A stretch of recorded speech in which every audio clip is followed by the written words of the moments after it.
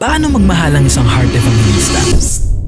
Kapansin-pansin na kasama si Hart sa panunumpa ng kanyang asawang si Cheese Escudero bilang bagong Senate Speaker.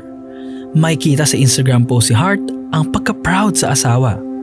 2015, kinasal ang dalawa at sa loob ng kanilang matagal na pagsasama ay dumaan ito sa ilang pagsubok. 2022 nang alisin ni Hart ang Escudero sa kanyang Instagram na siya namang pinaghinalaan ng mga netizens na hiwalay na ang dalawa.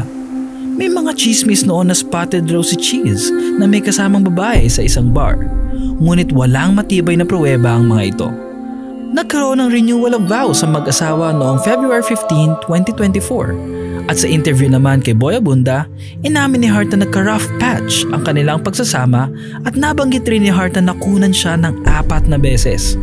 Sa kabila ng pinagdaanan ni Hart ay nanatili pa rin siya sa tabi ng Senator Cheese Escudero.